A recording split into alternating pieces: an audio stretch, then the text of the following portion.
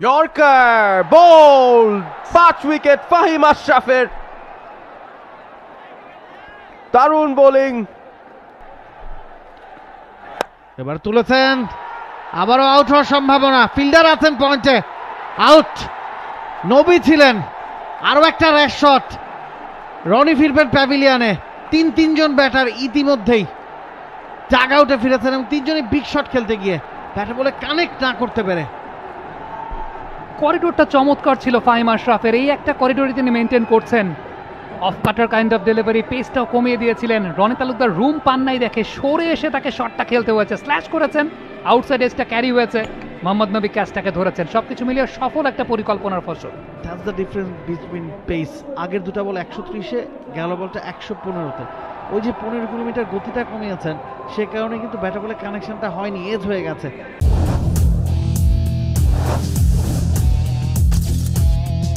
খেলে ফেলেছিলেন শটটা রনি তালুকদার। 6-7 ব্যাটিংটা করেন, তুলে মেরেছেন কাদিম আলাইন। Mahmudullah Riyad, what a catch, what a catch! কে বলবে রিয়াদ ইজ এক্সপিরিয়েন্স ক্যাম্পেইনার, 38 বছর পেরিয়ে গেছে। Beautiful, outstanding. আমরা কিছু ভালো ক্যাচ দেখেছি এবার বিপিএল এ, কিছু আউটস্ট্যান্ডিং ক্যাচও দেখেছি, বাট এই ক্যাচটাকে বিট করতে হলে হয়তো আরো ভালো কিছু দেখতে হবে আমাদেরকে। সবসময় ডিফিকাল্ট পেছন দিকে দাঁড়িয়ে ক্যাচ ধরাটা, বাট তিনি পাননি। শেষ মুহূর্তে স্ট্রেচ করেছিলেন, পুরো হাত ব্যালেন্সটা ভালো রেখেছিলেন। দারুণ ক্যাচ মাহমুদুল্লাহ রিয়াদের। তারুণ্যকে আপনি বয়সের ফ্রেমে বেঁধে রাখতে পারবেন না। মাহমুদুল্লাহ রিয়াদ তারুণ্য কিংবা বার্ধক্য কোনো কিছুকে বয়সের ফ্রেমে তিনি বেঁধে রাখতে দেননি।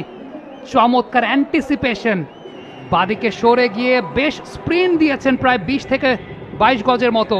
তারপর বাদিকে ঝাঁপিয়ে পড়ে ক্যাচটাকে নিয়েছেন মাহমুদুল্লাহ রিয়াদ। শ্রদ্ধা জানবেন, দুর্দান্ত তরুণ প্রজন্মের জন্য একটা চমৎকার অনুপ্রেরণাদায়ক ক্যাচ মাহমুদুল্লাহ রিয়াদের কাছ থেকে। এখন সুযোগ পাবেন সুমন ভাই, আপনার কথা শুনেছেন। নাহিদুল যে শটটা খেললেন এবং যেভাবে তিনি আউট হলেন, চাকেরকে হয়তো এখন নামতেই হবে। আবারও হয়তো 7 নম্বরে নামবেন। ফিনিশিং রোলটা তার জন্য মানানসই, তবে 8ম ওভারে নামাটা হয়তো না, কারণ নাহিদুলকে ওই কারণেই কিন্তু প্রমোশন দেওয়া হয়েছিল। নাহিদুল আরিফুল বা জাকের আগে ব্যাটিংয়ে আসার কথা না, কিন্তু ওই দুজন যেহেতু ডেজিগনেটেড ফিনিশার, সে কারণে নাহিদুলকে সুযোগটা দেওয়া হয়েছিল। তার উচিত ছিল এই সময় স্ট্রাইক রোটেট করা, ইনিংসটাকে টেনে নিয়ে যাওয়া, না বিগ শট খেলতে গিয়ে তিনিও প্যাভিলিয়নে ফিরছেন 8 বলে 8 রান করে। He was force to play the shot, এবং যে হাইটটা অ্যান্টিসিপেট করছিলেন সেই হাইটটা কিন্তু পান নাই। এবারে অনেক বেশি রুম দিয়েছিলেন, ফিল্ডার আছে ওই জায়গাটায় আরিফুল, তাকেও ফিরতে হবে। তিনি অবাক ফাহিম আশরাফও। খুব ভালো ডেলিভারি ছিল তা না, তবে যে ট্র্যাপটা সাজিয়েছেন সেই ট্র্যাপেই কিন্তু পা দিলেন আরিফুল। ডিপারে মাত্র 2জন ফিল্ডার ছিলেন অফ সাইডে, ডিপ থার্ড এবং ডিপ ব্যাকওয়ার্ড পয়েন্ট। সেই জায়গাটাতে একেবারে বেছে বেছে শটটা খেললেন আরিফুল। তাওহিদ হৃদয়ের জন্য সহজ ক্যাচ, স্তম্ভিত আরিফুল, এবং এই জায়গায় উদযাপনের কিন্তু কোনো মাত্রা ছাড়ানো ব্যাপারও নেই। আশরাফ যেন জানতেন আজকে তার দিন। 7 রানে 4টা উইকেট পেয়ে গেছেন। ক্যাপ্টেনের বিদায় 13 বল থেকে 12 করে 109 রানে 9ম উইকেটের পতন। Yorker bowled 5 wicket Fahim আশরাফের।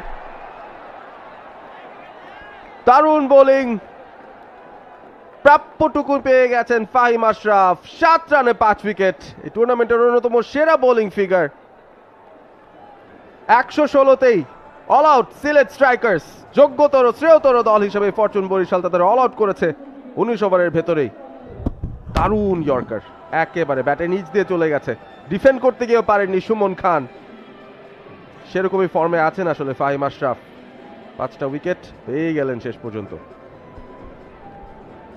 এই ধরনের টেল ব্যাটসম্যানকে আপনি যদি প্রপার ইয়র্কার করতে পারেন, সঙ্গে যদি একটু সুইং থাকে, রিভার্স সুইং বা কিছু, সেই জায়গাতে কিন্তু লাইন মিস করতে পারে। সুমন কিন্তু স্ট্রেট ব্যাটে নামিয়েছিলেন, কিন্তু ওই যে হালকা রিভার্স সুইংয়ে কিন্তু অফ স্ট্যাম্পের বাইরে ঠিক হালকা উইকেটে লেগে বোল্ড আউট হয়ে গেলেন। বাট চমৎকার, হোয়াট এ বলার, আজকের দিনে সেরা বলার। শুধু আজকের দিনে না, বিপিএলে one of the best bowling innings বলতেই হবে। ফাহিম আশরাফের বোলিং স্পেল দেখেই বোঝা যাচ্ছে 3.1 ওভার বোলিং করে 7 রান দিয়ে 5 উইকেট, এবং ডিজার্ভিং 5 উইকেট। আসলে লাস্ট মুহূর্তে এই উইকেটটা সে ডিজার্ভ করছিলেন। আজকে যেভাবে বোলিং করেছেন, উপরের দিকে ব্যাটারদের সঙ্গে সঙ্গে নিচের দিকে ব্যাটারদের দাঁড়াতেই দেননি, এবং যখনই বোলিং এসেছেন তখনই কিন্তু উইকেট এনে দিয়েছেন।